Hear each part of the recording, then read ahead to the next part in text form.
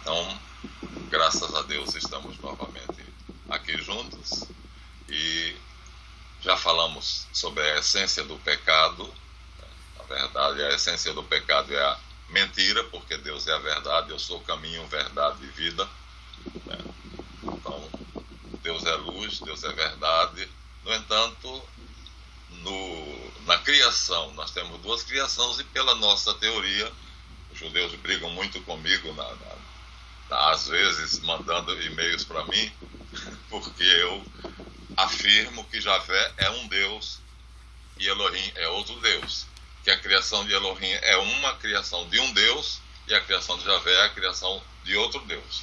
Porque isso não vão poder esconder por muito tempo. Vai ter que chegar uma hora diferente demais. Javé, Elohim faz o homem e a mulher e os abençoa. Né? Javé faz o homem e a mulher e amaldiçoa eles, a terra e tudo. Então, ora, não é o mesmo ser. Mas então a gente já percebe que mesmo na criação de El, Deus Pai, misericordioso, a tal ponto que enviou o seu Filho único, né, para pagar pelos nossos pecados, então aí já fica uma coisa clara, né? Os pecados pelos quais você não pode pagar, ele pagou. Então, eu estou em estado de pecado porque eu me divorciei e tenho uma pessoa que me faz companhia e, claro, quando eu sinto as necessidades humanas, naturalmente a afeição por ela nos leva a isso. Isso aí que isso vai acontecer depois e depois e depois. Quando eu vou comungar, eu sei que eu estou comungando, porque a condição sine qua non seria, não, você só pode comungar se aquilo que você faz de pecado, você puder se comprometer a não fazer mais. Seria o matrimônio josefino, quer dizer, nós vivemos como irmãos. Não, não é o caso. Eu sei que eu vou fazer aquilo de novo. Né? Então, mas quando o próprio Elohim, que é o Deus misericordioso, ele cria a luz. Então, ele é a luz incriada. Mas no Gênesis 1, no princípio Deus disse, faça-se a luz, e a luz foi feita. E aí os santos padres comentam dizendo assim, quando Deus criou a luz, projetou a sombra.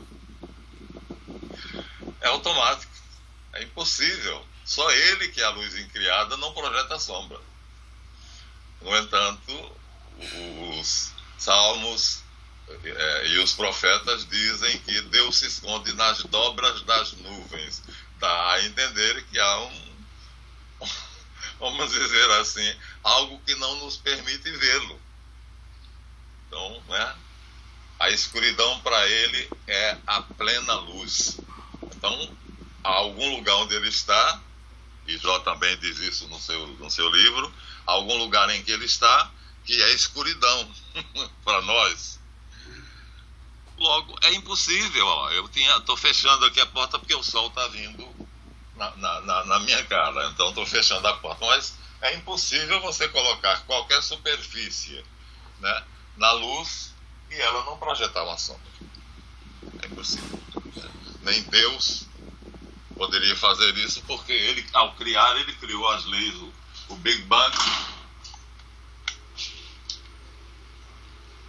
produziu uma lei fundamental, que é aquela que os cientistas estão loucos procurando, e Einstein lamentou porque esteve muito perto, mas com a tal da constante pi, sei lá, que ele terminou se distanciando, já estava a um passo.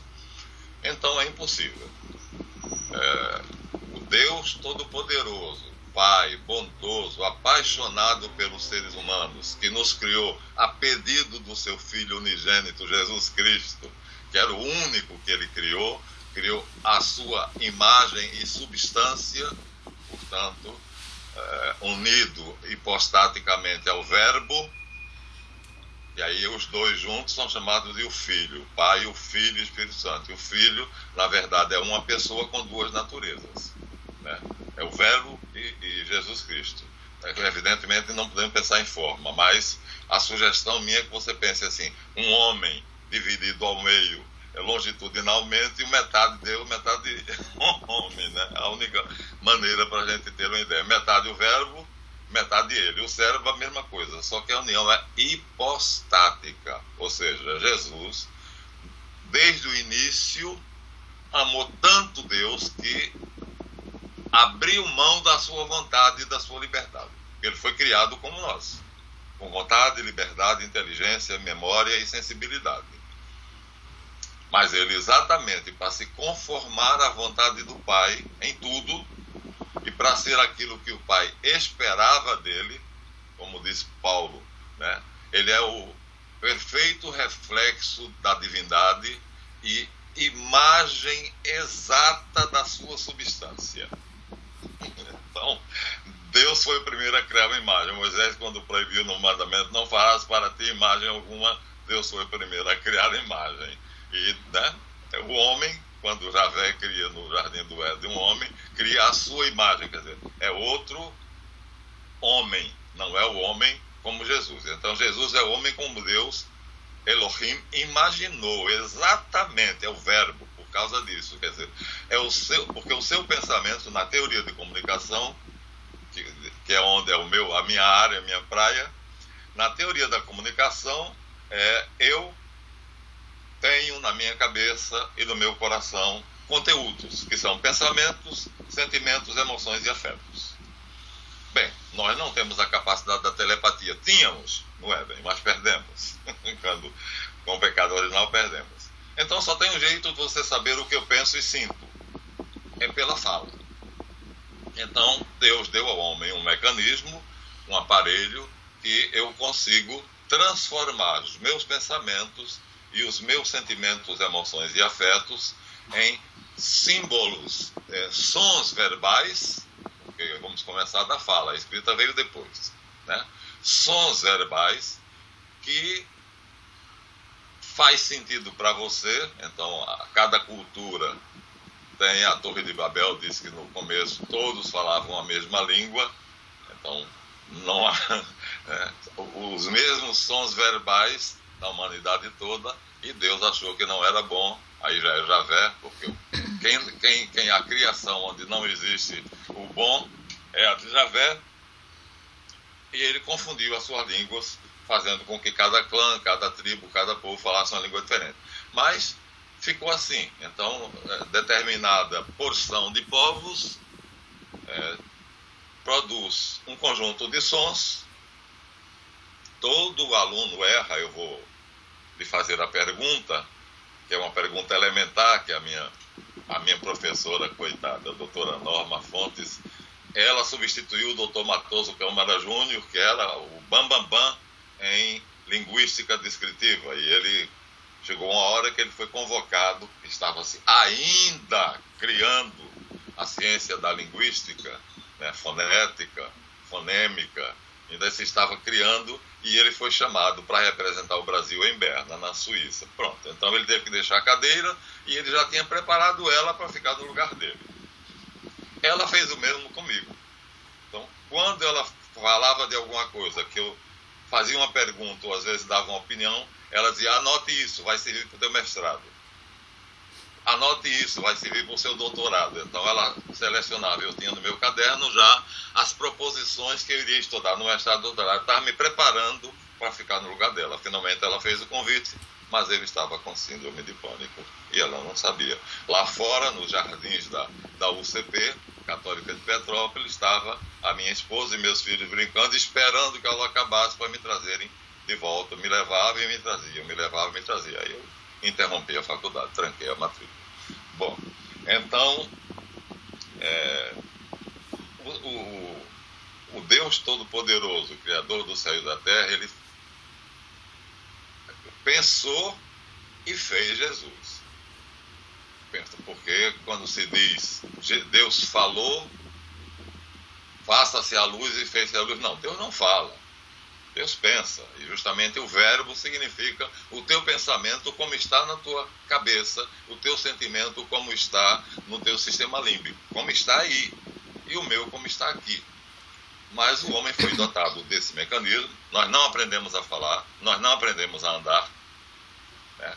Nós desenvolvemos a capacidade, como o pássaro não aprende a voar, como o peixe não aprende a nadar. Ele apenas desenvolve a capacidade que... Então Deus ao homem, o único ser sobre a terra que é capaz de falar, então ele deu esse mecanismo e nós apenas vendo o próximo, os outros mais velhos falando, nós vamos desenvolvendo esse mecanismo, nós apenas desenvolvemos o mecanismo da fala. Você não teria como saber o que eu penso e o que eu sinto se eu não falasse. É através da fala, dos fonemas, que, quer dizer, eu codifico através de um mecanismo especial, eu codifico os meus pensamentos, quer dizer, isso já a gente aprende desde pequenininho, né? Mais ou menos 1 ano e meio, por aí. E aí, falo. Chegando aos seus ouvidos, entra no teu cérebro e você decodifica, quer dizer, o mesmo aparelho que em mim codifica, em você, no receptor, decodifica. Então, é essa troca, né?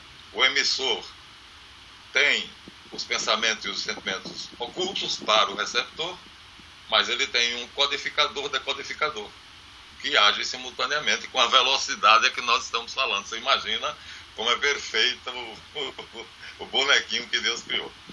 Então, a pergunta que eu fazia sempre na primeira aula de fonética, fonologia, você sabe que o alfabeto se divide no Brasil em consoantes e vogais. Talvez você mate a charada porque você não é um aluno simples. Quantas vogais existem? Mais de 5.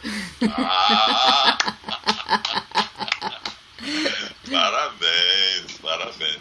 Exatamente. Era isso que não se sabia. Então, né, o professor Matoso foi para essa conferência onde eles iam fazer, aproximar a gramática portuguesa, né, da hindu, que é fonética.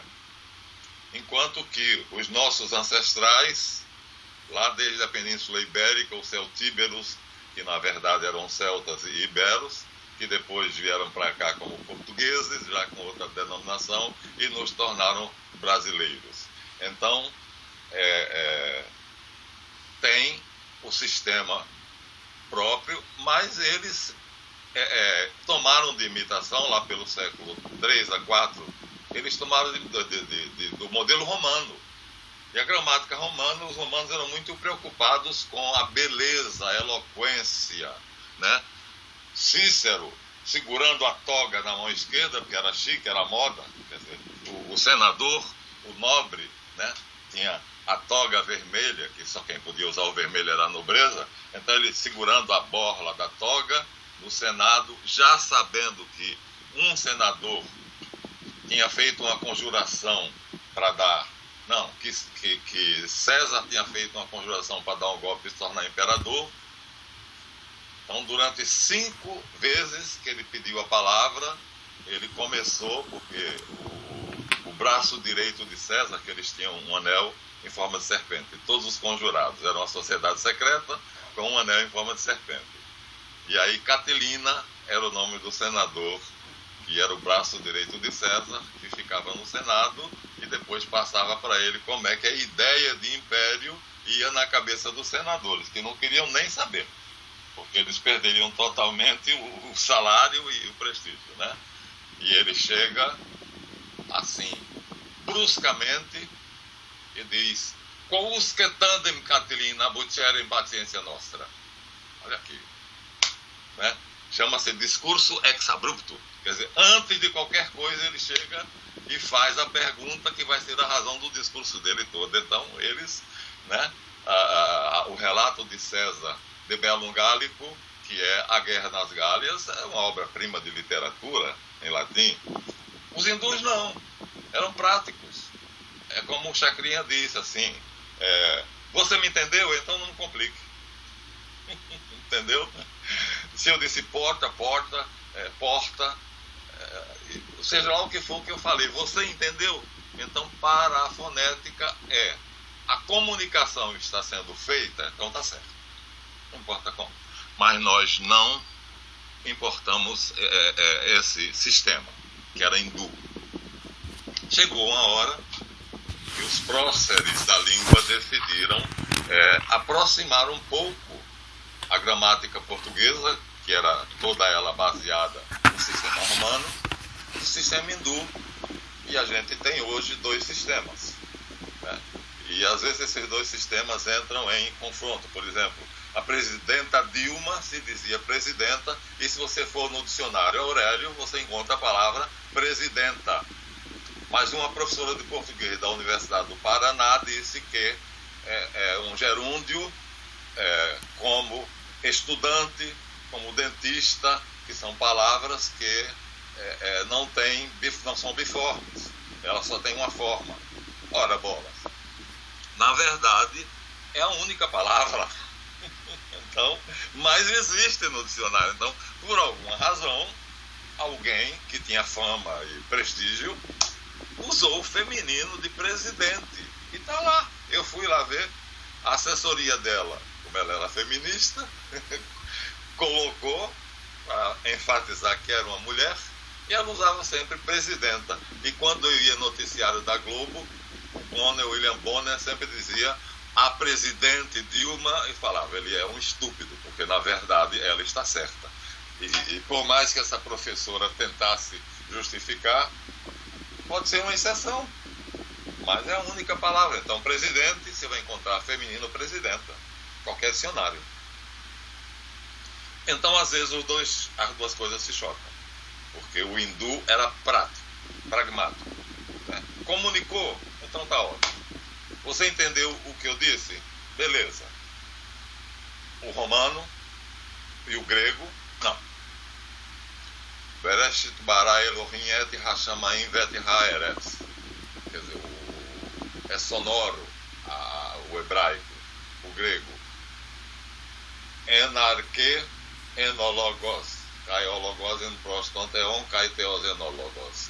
Eles queriam a musicalidade. Então não bastava eu comunicar o meu pensamento para você. Não era simplesmente um problema de comunicação. Era um problema também de retórica. Era um problema de, como é que se chama? Calofonia. Caligrafia é escrever bem. Calofonia é falar bem. Então tinha que ser belo a palavra. Deus, ó Deus, onde estás que não respondes? Em que mundo e que estrela tu te escondes embuçado no céu? Há 2000 anos te mandei meu grito, que desde então embalde percorre o infinito. Onde está, Senhor Deus? Castro Alves, navio negreiro. Realmente emociona, né? A princesa Isabel chorava quando via Castro Alves declamar, e foi por isso que ela assinou a abolição. Então, voltando para o professor Matoso, ele foi convidado e deixou a doutora Norma no lugar. Aí ela pegava os cadernos que ele mandava, que eram as conclusões dele lá, e estudava e já ia introduzindo pouco a pouco aqui, até que a Faculdade Católica parece que imprimiu o primeiro livreto de linguística, onde, quando ela entrou na sala de aula com aquele livreto, disse: está disponível na biblioteca da faculdade, agora esqueçam tudo que vocês aprenderam. Esqueçam tudo que vocês aprenderam, porque eu vou passar para vocês uma ciência nova, a ciência da linguagem, porque a gramática é a arte da linguagem. A gramática é a arte e a fonética é a ciência. Então,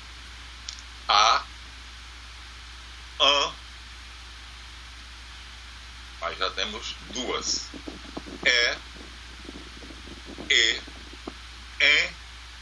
Já temos 5. Já temos 7.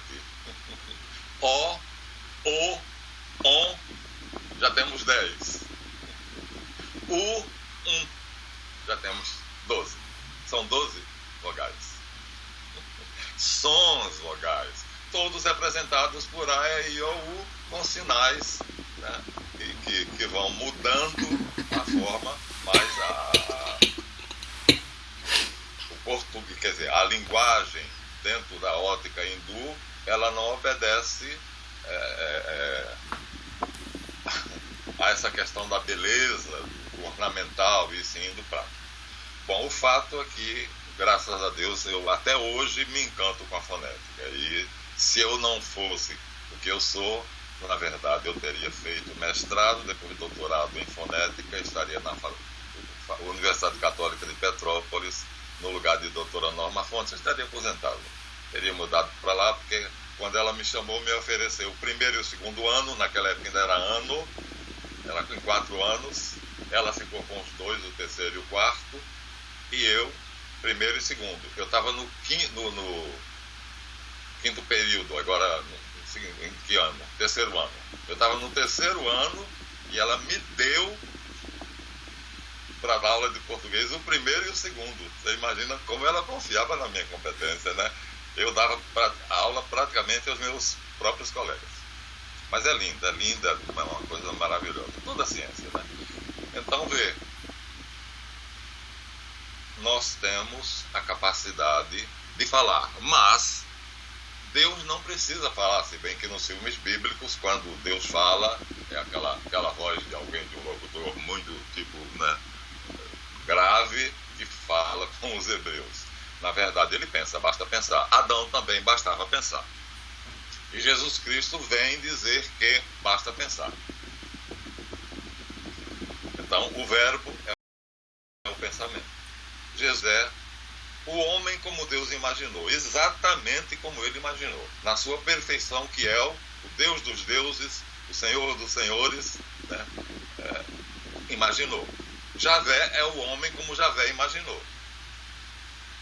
Como Javé é um Deus criado, é um Deus menor, evidentemente nós, a maior burrice do mundo é um ateu ou um livre pensador ou um filósofo, ou seja lá o que for, dizer assim, Jesus é um homem como eu. Não, um homem como eu, coisa nenhuma.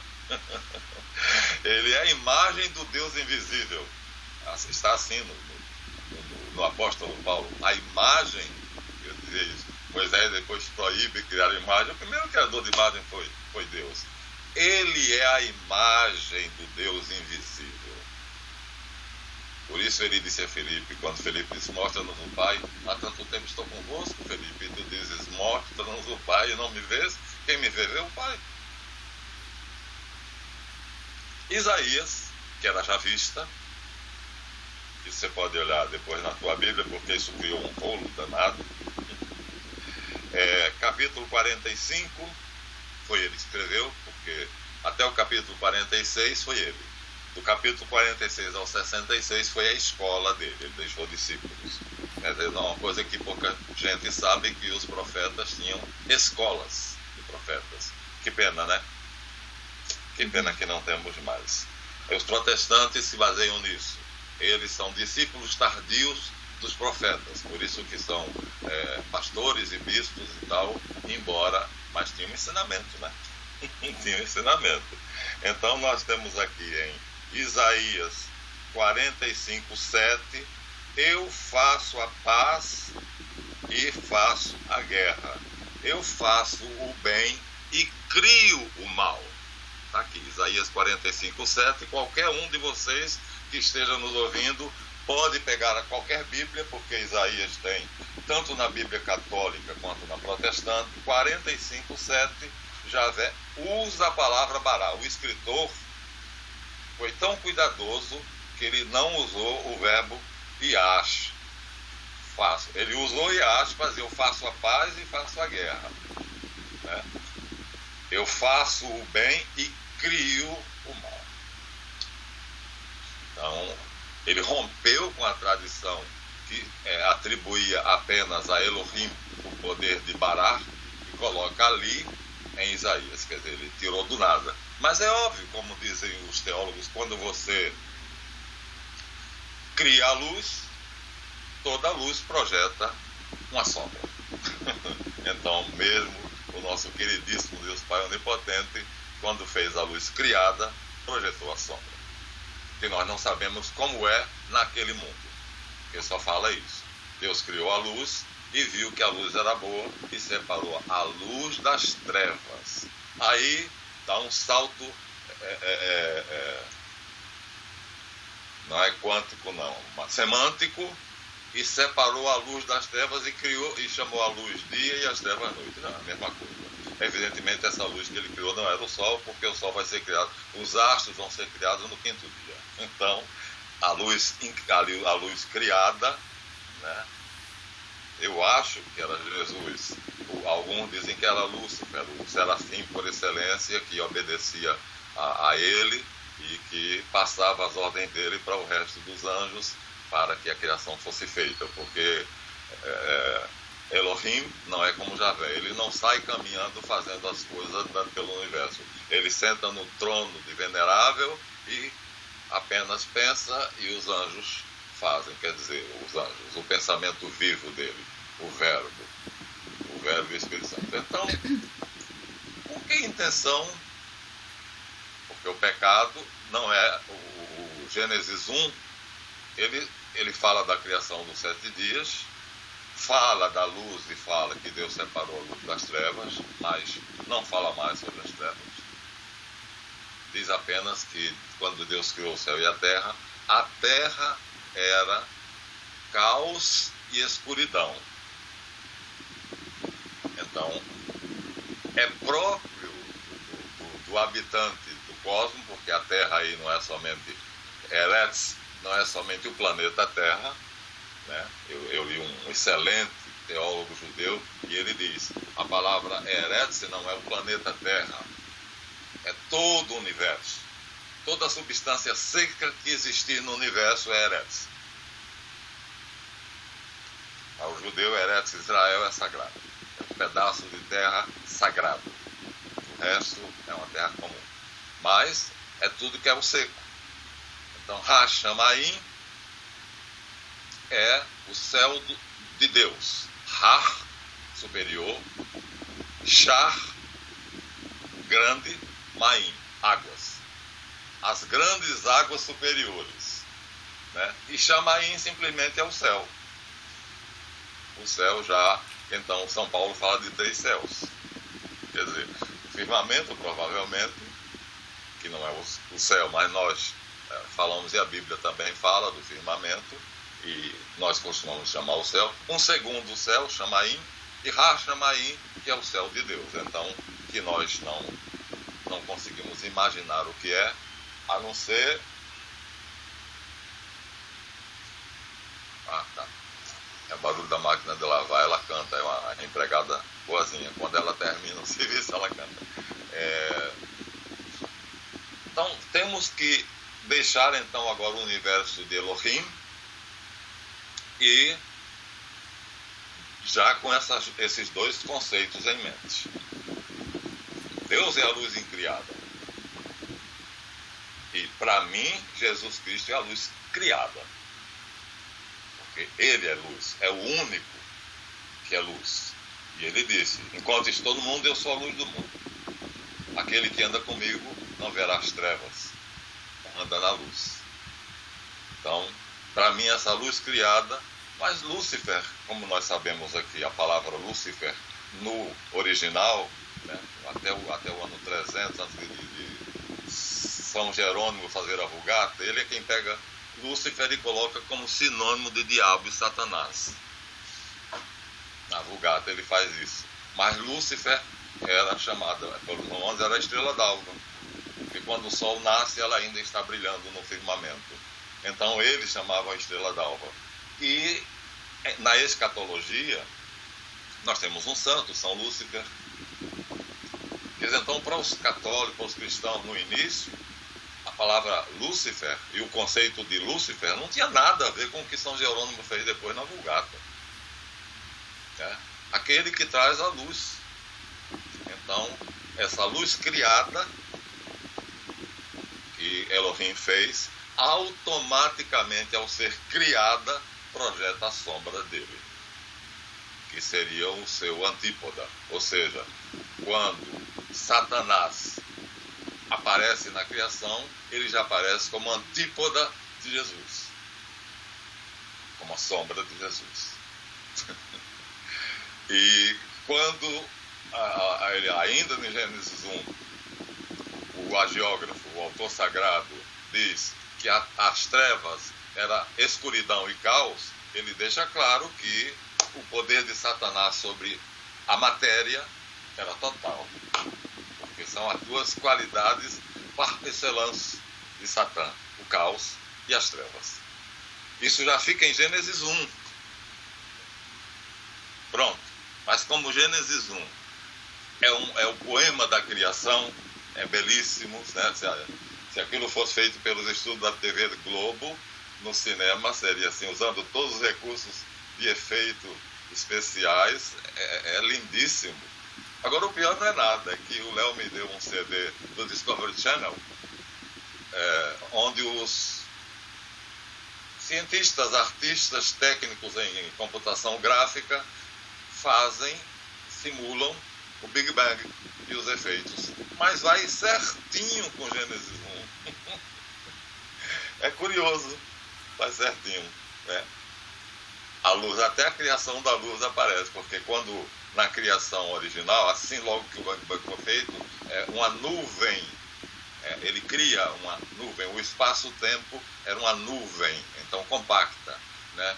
E aí aos poucos, ele vai dizendo como, as partículas vão se formando, vão se agregando pela lei da gravidade, que já existia aí, as leis já vão se formando. Então, quando as partículas formam o átomo, então existe uma brecha, e por essa brecha passa a luz. Assim que o Discovery coloca. Já havia, portanto, a luz. Maravilhoso, porque você consegue perceber que ciência e fé são perfeitamente conciliáveis. Agora, então deixemos lá o Gênesis 1 para nossas meditações e aprofundamento, mas já está lá criado o autor do mal. A sombra, as trevas já estão lá. Keshek, que é o que na Babilônia vai ser a deusa da noite. E vai ser Terhom, vai ser Berhom, vai ser Tiamat, vai ser Apsu. Quer dizer, todos esses seres são seres que vivem no caos e nas trevas. É o mundo natural deles, né? Até os dois espanhóis, Rafael Patai e Robert Graves, eles dizem que Javé criou esses dragões para poder ajudá-lo a degradar a sua energia, porque a energia de Javé não era possível fazer o cosmos, uma criação semelhante à de Elohim. Ele não tinha poder para isso. Então, ele criou os dragões que tinham essa condição de transformar a energia de Javé, degradando-a, né, até um ponto onde ela pudesse ser trabalhada, tornando-se o cosmos, algo ordenado. Pronto. Feito isso, Javé não precisava mais deles. Só que eles não queriam ser excluídos do trabalho da criação, eles queriam continuar. Então fica uma coisa assim meio bonita, uma historinha assim de tipo Malévola em nova versão, entendeu? Não queriam ser excluídos, mas Javé não tinha opção. Quer dizer, para deixar vocês continuar o trabalho da criação, tudo vai continuar sendo caos e trevas. E o que eu quero é fazer a luz, é fazer o cosmos. Então ele criou anjos menores que podiam trabalhar aquela matéria já, como é que a gente pode dizer, degradada, e fazer o universo que ele criou, tal como ele criou, e o homem como ele criou, e assim por diante. Então fica assim, os demônios passam a ser não maus por natureza, mas simplesmente porque eles querem viver, eles querem continuar, e eles querem participar da obra de Javé. E Javé depois tranca ele em Daat, segundo a Cabala, e passa um ferrolho e diz: só sairá aquele que eu deixar. E aí é na criação de Javé que Isaías vai dizer o que nós acabamos de 45:7. Olha só, Isaías 45:7. Abra sua Bíblia e leia. O padre João Luiz estava fazendo uma conferência e tinha doutores, e tinha psicólogos, e tinha isso, e tinha aquilo, e eu estava em casa na porta, junto com o Léo, quando ele passou sozinho de carro, que ele morava na mesma rua que eu, os padres moravam numa casa na mesma rua que eu, no casarão lá, não aqui que você já conhece, e Aí ele falou assim, vai para onde? Aí eu falei, estamos de bobeira aqui. Então entre aí, vamos para uma conferência que eu vou fazer. Vamos. Aí nós fomos. Estávamos estudando esse assunto e eu estava com o livro de São Tomás, que comenta isso, na mão. Quando cheguei lá, ele pediu a um psicólogo super arrogante para poder ler. Eles estavam lendo a carta de São Judas. E a carta de Judas diz assim, porque Deus não quer o mal, nem é autor do mal. Mas o mal nasce da luxúria do homem, que assim dá entrada ao pecado, e com o pecado vem a morte. Eu levantei o dedinho. Eles estavam comentando a carta de Judas, seria a carta toda. Aí eu falei, padre, eu tenho uma observação a fazer. São Judas, primo de Jesus Cristo, diz que Deus não criou o mal. Agora o senhor vai ter que me apresentar uma boa explicação, porque se nós abrirmos a Bíblia em Isaías 45:7, Deus, porque aí na Bíblia em comum eles não tinham essa divisão entre Elohim e Javé, né? Eles não tinham. Na Bíblia, Isaías 45:7, Javé diz, eu criei o mal. Aí o padre ainda tentou contemporizar e dizer assim, mas aí Javé faz, quer dizer, ele induz o homem a fazer o mal. Não, está escrito Bará. Eu fui consultar o original hebraico. Está escrito Bará. A mente dele tinha uma interrogação. Aí eu vi que o doutor lá ficou preocupado porque eu estava perturbando a reunião, porque parou a reunião e ficou um impasse. Bom, criou ou não criou, né? São Judas diz que Deus não criou o mal, né? Em Deus, na verdade, o texto diz, em Deus não há mal, que é bem diferente. O original diz, em Deus não há qualquer mal. Aí, mas eu deixei eles, porque o que queria mesmo era mostrar para eles que eles têm que se aprofundar. Eles seguiam cegamente o padre João Luiz, que não era um teólogo confiável, porque ele era moderninho, participante da escola francesa, então toda novidade ele levava para os grupos dele. Para mim era bom, porque eu estudava a teologia tomista, comparava aquilo e, segundo os pontífices, o que São Tomás diz, Magister Dixit, o mestre disse, é o doutor universal da igreja, foi colocado sine tempore, quer dizer, fora do tempo, não há tempo para a teologia de São Tomás. Aí eu falei, por acaso eu tenho aqui o livro de São Tomás de Aquino que fala sobre o assunto. Aí o bonitinho disse assim, São Tomás é coisa do passado. Aí ele olhou para o outro, e aí revelou toda a sua ignorância. Aí disse assim, São Tomás é doutor universal da igreja, a teologia dele não tem tempo de validade. Aí ele calou a boca de vez. Aí disse, e qual é a resposta de São Tomás? Coitado, aí ele já estava assim, com esperança, já tinha deixado de suar frio, já estava com esperança, porque ele percebeu que eu estudei o assunto, eu pesquisei, eu fui no hebraico para ver que o mal mesmo, a palavra é mal, traduzido por trevas, sombras, mas é mal, que a deusa da noite, né, os caldeus não saíam à noite, que é quando o Shamash está escondido, e é quando o Kshek impera. Então, sem a proteção de Shamash, eles estão à mercê de Kshek, que é má por excelência. Então, eu disse, bom, São Tomás resolve o problema. Primeiro, ele reconhece.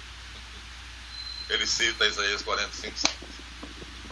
Segundo, ele diz que há dois tipos de mal, mal de pena e mal de culpa, e é esse o mal que Deus criou, não foi Satanás, né? Então, ele não chega a Satanás, mas eu não tinha ido ainda aos anjos caídos. Agora precisaria lermos na Suma Teológica qual é o capítulo que fala dos anjos caídos, que é um dogma, que lá vai falar de Satanás. Então chegamos a isso. Então ele diz assim, quando você faz um mal, ele faz algo inconveniente, e esse mal é leve, você sente culpa, mas não é punido. É o pecado venial. Leves. É São Tomás que divide em pecados mortais e veniais.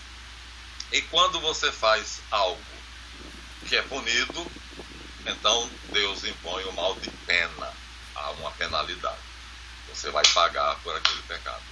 Na verdade, os pecados mortais, São Tomás tirou dos antigos alquimistas, não é doutrina católica, é católica, porque como diz Santo Agostinho, tudo que é verdadeiro, esteja onde estiver, é católico. Por isso a palavra católica, universal. A verdade é universal. Onde ela estiver, pode puxar ela e trazer para a nossa doutrina, porque é verdadeiro, então é católico. Aí ele disse, então a diferença é que Deus pune quando a pessoa faz o mal, não resolve, né? Na verdade, São Tomás não resolve a questão. Você terá que ir até o livro tal, que vai falar sobre a queda dos anjos e sobre Satanás, que eu não sei se ele já pega como Lúcifer, já que ele é do ano 1200 e a Vulgata Clementina é do ano 400. Então ele já se baseava nas três Bíblias, na hebraica, na Septuaginta e na Vulgata. Não, ele só divide pecados leves e pecados mortais, que na verdade os alquimistas chamavam de capitais, no sentido de capital letra, a letra maiúscula, né? Os pecados maiores, que são a luxúria, a preguiça, a avareza. A luxúria é engraçado, porque no inglês há uma diferença muito grande, né? Eles usam luxury e lust. Sexual é lust. Luxury se aplica a qualquer coisa. Por exemplo, você tem bastante dinheiro para decorar a sua casa, mas você está de saco cheio dos móveis da sala, embora eles sejam estilo Luís XV, caríssimos, mas você manda jogar eles no depósito e compra novos móveis. Isso é luxury, é luxúria, porque você não precisa de fato daquilo. Entendeu? Lust é especificamente carnal, sensual. Nós não temos essa diferença. Então, e além disso, o povo ainda acha que luxúria tem a ver com luxo.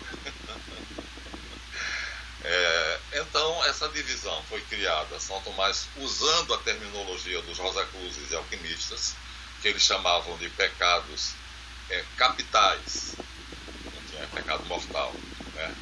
E pecados leves. São Tomás fala de pecados mortais e pecados leves. Mas, como eu lhe disse, a minha vida é fácil de resolver. Qualquer problema meu, eu vou ao Evangelho. Porque tudo foi escrito pelo homem. É como Paulo VI disse na Evangelho Enunciando, né? A Bíblia é a mensagem de Deus em palavras do homem. Então, se o homem entendeu bem o que Deus disse, está escrito bem claro aqui. Se o homem não entendeu bem o que Deus disse, como no caso da carta de São Judas, que diz que Deus não faz o mal, não, em Deus não há mal. É assim que no original em grego. Então a mensagem vai ser distorcida, e essa distorção vai causar problemas enormes. Então a dúvida eu tiro no Evangelho, porque o Evangelho é o verbo, é o próprio Jesus. Ele diz, se eu não viesse, eu não teria um pecado. Porque Moisés é homem, podia errar, porque Jeremias é homem, podia errar, porque Isaías é homem, podia errar, podia compreender errado, e no final das contas a palavra que ele colocou, como no caso específico de Isaías, eis que a jovem dará à luz um filho, e se chamará Emanuel. Quer dizer, e quando os 70 traduziram, colocaram, eis que a virgem dará à luz um filho, eles perceberam que Isaías não tinha usado o termo exato. E eles colocaram o termo exato, o Pártenos, que é virgem, né? Então, veja, os próprios próceres do judaísmo corrigiram Isaías, que era um profeta, um dos grandes, um dos 12 grandes. Tem 12 grandes e 12 menores. Agora, o Evangelho não. O Evangelho não. É a palavra de Jesus Cristo. É a palavra de Deus.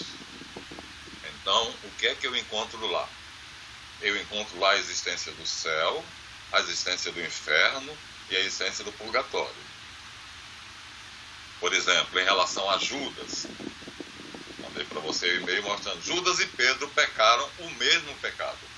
Porém, Pedro, que entrou no coração de Jesus, sabia que se Jesus estivesse na frente dele, ele pediria perdão e Jesus o perdoaria. E Jesus, ele não chegou a pedir, mas Jesus perguntou 3 vezes, que ele negou 3 vezes, Pedro, tu me amas? Sim, Senhor, eu te amo. Apacenta as minhas ovelhas. Passou um minuto, ele disse, Pedro, tu me amas de verdade? Senhor, tu sabes que eu te amo de verdade. Apacenta o meu rebanho. Pedro, tu me amas mais do que todos estes? Pedro, entristecido, diz o texto, disse, Senhor, tu sabes tudo. Tu sabes que eu te amo acima de tudo. Apacenta os meus cordeiros. Pedro, Simão, Satanás pediu incessantemente para te peneirar como se peneira o trigo ao meu Pai. E eu roguei por ti, para que tua fé não desfaleça. E tu, uma vez confirmado, confirma teus irmãos na fé. Daí a nossa confiança no Papa. Eu roguei por ti, para que tua fé não desfaleça. É impossível que essa intercessão de Jesus, então, falem de Francisco à vontade o que quiserem. Toda vez que eu rezo o texto, eu digo e abençoai o Santo Padre, né? Porque nós temos garantias e garantias. Então, como é que Jesus coloca? Se tu pecaste contra teu irmão e vais levar a oferta até o altar de Deus, deixa a oferta sobre o altar, volta e reconcilia-te com teu irmão. Depois vai e oferece a tua oferta. Por quê? Para que, enquanto estás a caminho, para que não sobrevenha as trevas, a morte, e o teu irmão te denuncie ao juiz, e o juiz te entregue ao meirinho, e o meirinho te coloque na gaiola, na jaula. Na verdade, eu vos digo, dali não sairás até que pagues o último sextércio. É o purgatório. Porque se eu sairei, não é o inferno. Do inferno ninguém sai. Então está clara a doutrina do purgatório que os protestantes negam, está clara aí. Dali não sairás até que pagues o último centavo. Já é bom, já tá bom pra gente. Isso é Jesus Cristo que está falando, então a doutrina do purgatório, né? Os justos verão a minha face e verão a glória do homem e Deus com ele. Aí é o céu, ver a face de Jesus Cristo, como ele está no céu, em glória, corpo, alma e divindade. Nossa Senhora, é como ele próprio disse, né? É um orgasmo infinito que a gente morreria se estivesse em corpo. Então, fica claro, o céu. Outras vezes, em metáforas, ele compara o céu com uma mesa cheia de iguaria, num casamento, onde só tem o que você gosta. E o seu apetite que não será jamais satisfeito. É essa a metáfora que ele usa. Então você vai comendo, tudo que você gosta está ali e você não se sacia nunca. Então é um prazer interminável. Então, é uma metáfora que ele dá. E o outro é um casal apaixonado na noite de núpcias, né? Quando o noivo se dá à noiva e a noiva se dá ao noivo. Que São João Batista, safadinho, né? Pegando a âncora, né? Quando um dos discípulos dele disse assim: Mestre, tu nos mandaste seguir aquele homem, mas nós achamos que você é o Messias e não queremos te deixar. Ele disse: é necessário que ele cresça e eu diminua. Na verdade, quem possui a noiva é o noivo, mas o amigo íntimo do noivo, que está ao lado da porta e ouve o gemido dos dois, se alegra pela alegria do noivo. Olha aqui, que molecagemzinha que ele disse, né? Então, essas são as metáforas para o céu. Quer dizer, orgasmo sobre orgasmo cada vez maior, só nosso espírito suportaria. Porque, então, não é uma coisa parada. A Rosicléia disse assim: pai, eu não gosto de rezar o credo, porque quando eu digo na vida eterna, amém, eu penso numa coisa parada e me dá um pavor. Não, minha filha, é dinâmico. Tá? E o inferno, ele disse, ai daquele que fizer mal a uma criança, porque os anjos dela estão continuamente contemplando a face do meu Pai dos céus. Melhor seria para ele que lhe amarrasse uma grande pedra no pescoço e o jogasse no mar. Imagina você, o sofrimento até morrer, porque um médico escreveu aí na internet, se você estiver se afogando e você perceber que não há solução, abra bem a boca e aspire. Ao invés de resistir, abra a boca e respire pelo nariz e pela boca. Você desmaia, porque a água entra no pulmão e imediatamente o choque faz você desmaiar. Você não sente mais nada. Vai para frente, você não sente mais nada. Não se salva, mas não sente mais nada. Então, Jesus define bem o purgatório, define bem o céu e define bem o inferno. De Judas ele diz, melhor seria para esse homem não ter nascido. Né? E ele diz textualmente, não vou olhar no livro que já estamos na nossa hora, mas ele diz textualmente assim, todo pecado e toda blasfêmia será perdoado ao homem, mesmo o pecado contra o filho, ou seja, toda a besteira que a humanidade disser contra ele, aí, porque é o que mais fazem, né? Teve um filme aí desses tentáculos de Rothschild que botaram Jesus e os apóstolos como um bando de homossexuais. Não passou no Brasil, porque na época o cardeal arcebispo do Rio de Janeiro pediu, né, ao governador do estado que não passasse. Terminou, não sei se passou em outros estados. É o cúmulo, né? Mas todo pecado e toda blasfêmia, todo, não deixou nada de fora, será perdoado. Mas o pecado, mesmo contra o Filho do Homem, mas o pecado contra o Espírito Santo não será perdoado, nem neste mundo, nem no que há de vir. Aí a igreja não bate nisso. O que é o pecado contra o Espírito Santo? São Tomás me desculpe, mas ele diz que é cometer o erro que você sabe que é erro. Não, isso é um pecado normal, porque quantas vezes as nossas paixões nos induzem a fazer algo que nós sabemos que é errado e nós fazemos. A maioria dos pecados eu sei que é pecado. Não é.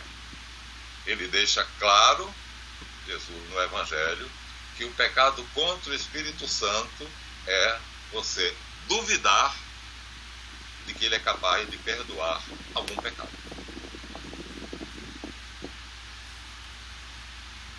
Ele sabe que nós iremos para lá, a maioria de nós, cheio de pecado. Então, vamos dizer, o meu pecado, eu vivo em adultério segundo a igreja, esse eu não posso pagar, porque eu não pretendo ficar solteiro e sozinho pelo resto da minha vida, né? Mas o que eu não posso pagar, ele já pagou. Para isso ele foi para a cruz. E me deixou o sofrimento para eu pagar o que eu posso pagar. Para ser cooperador dele, colaborador dele na obra da redenção.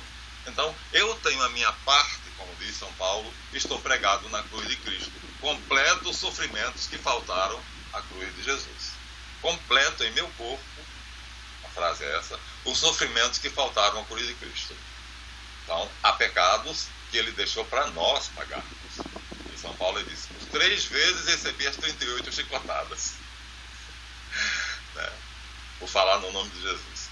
Então, todos aqueles problemas que vierem na sua vida, dá graças a Deus que é porque você está tendo a oportunidade de pagar pecados que você pode pagar. Estamos assim, agindo como corredentores, nos redimindo, como os espíritas acham que tudo nós podemos pagar. Não. A doutrina da redenção diz tudo não. Por exemplo, um criminoso matou, ele não pode trazer o morto à vida. Então esse pecado ele não pode pagar.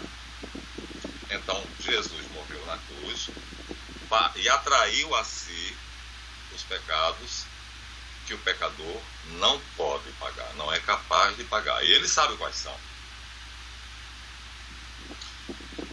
Então, aproximai-vos do altar da misericórdia para obter misericórdia, diz Paulo aos cristãos. E todo aquele que tiver nele esta fé se torna santo como ele é santo. Então, quando você, se você na missa faz um pequeno exame de consciência, deixa claro quais são aqueles pecados dos quais você está consciente e, se, de preferência, aqueles que você sabe que você não pode pagar, e pede perdão a Jesus Cristo. E depois dirija-se para a fila de comunhão com confiança, aproximando-se do altar da misericórdia. Não é justiça que ele oferece, é misericórdia, para obter misericórdia. Basta eu ter nele esta fé, que ele é capaz de perdoar tudo. E eu me torno santo como ele é santo. Eu me torno justo. Eu recebo a comunhão como remédio para que eu continue na minha luta, que não é fácil, né? Para que eu me santifique e me cristifique. Né? Isto eu acho que é o essencial. Então, não chamar de pecado mortal, porque só existe um. Pecados mortais, os 7 pecados capitais, não. São pecados capitais mesmo. Então, voltemos a dar o nome que os criadores deles eram sábios. Naquela época, os alquimistas eram católicos, eram cristãos. Então, pecados capitais, pecados veniais, céu, inferno e purgatório. Os pecados veniais nós mesmos pagamos. Jesus deixa a nós para que nós tenhamos a honra de dizer: Senhor, eu sei que estou passando por esse perrengue, por esse aperto, para pagar algo que eu fiz e que eu posso pagar. E quando você se lembrar de algo, você não possa dizer: Senhor, eu creio com um bocado. Muito grande é o teu amor e o meu delito. Porém, pode ter fim todo pecado, mas não o vosso amor, que é infinito. Esta verdade me obriga a confiar que, por mais que eu saiba que pequei, espero em vosso amor de me salvar. Maravilhoso. Magnífico, né? Magnífico. Ditado na agonia. Ele estava na cama morrendo. Deus teve a graça de ditar esse último soneto. Muito obrigado pela sua atenção, muito obrigado por estar conosco e por tudo que você fez. Imagina. Muito obrigada por essa mensagem maravilhosa. Um grande beijo e até a próxima, se Deus quiser. E lembre-se, a vida da fé é uma vida de lutas. Quando chegar no final, você dirá como São Paulo: combati o bom combate. Não é somente ir à missa no domingo e voltar. Isso aí, quem está fazendo isso não está usando bem o tempo. É um combate. E é o bom combate.